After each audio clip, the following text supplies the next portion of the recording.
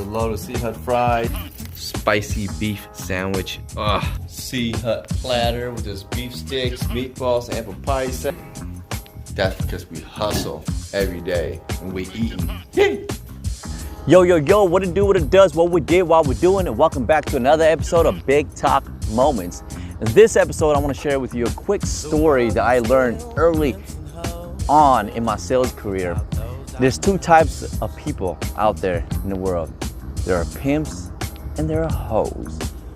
You see, I thought a hoe was a derogatory name and something that you call someone, right? But a hoe means that you are working for someone else. And the pimp is that people are working for you and they're bringing that money for you. So, a lot of people don't want to be a hoe, and some people just want to be a pimp. But what I learned from my manager when I started my sales career, and coming into the business, I'm brand spanking new. I don't really know the industry. I don't know the technique, nothing like that. I'm brand new in sales, right? Commission split for me was at the lowest of the bottom totem pole. I was really getting really low percentage. I did all the work, I made all the calls, I brought people in, I closed the deal, presented to them and all the good stuff. And then I look at my paycheck, I'm like, man, I did all this work and I didn't really get paid that much. And I looked at my manager and I said, why is it that you get paid more than I do and I get a smaller percentage cut? Here's what he told me. Size. In order for you to be a pimp, you gotta be a hoe first. I'm like, what? Mind blown. They also say every great leader was once a perfect follower. In order for you to be a really good leader, you gotta know how to be a good follower. And leaders create leaders, but a leader learns how to listen. And as a follower, you gotta have that ability to listen.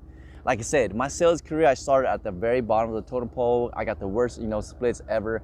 And the reason why I agreed to it, I was comfortable with it, with that, because my manager was training me and he was grooming me for greatness. I was getting paid training and I thought it was pretty fair.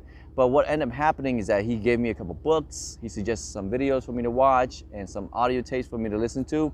And as I started developing and working on my craft, my income started increasing. That's funny how my income was directly connected to how much I learned. The more you learn, the more you earn. Isn't that crazy? So your skill set defines your income. Your mindset is super important to develop as well, because you got to get out of that whole mentality and start becoming a pimp. See, the best pimps in the world, they know how to leverage their assets to produce more income. For example, you can turn your money into an income producing asset, right? That's why you invest. So your assets can actually produce more income for you. So you turn that money into a hoe, make more money for you. Turn your hard-earned dollars into a freaking hoe. And at the same time, when you're making all this money, you also have to remember the biggest and baddest pimp of all is Uncle Sam. Uncle Sam gets a percentage of every single dollar you touch. So it's not how much money you make, it's how much money you keep. The world is divided in two types of people, pimps and hoes.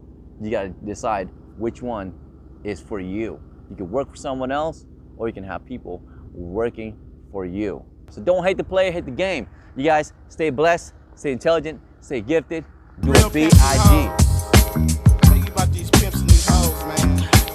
Yeah, I know a few. Shit. Bitch.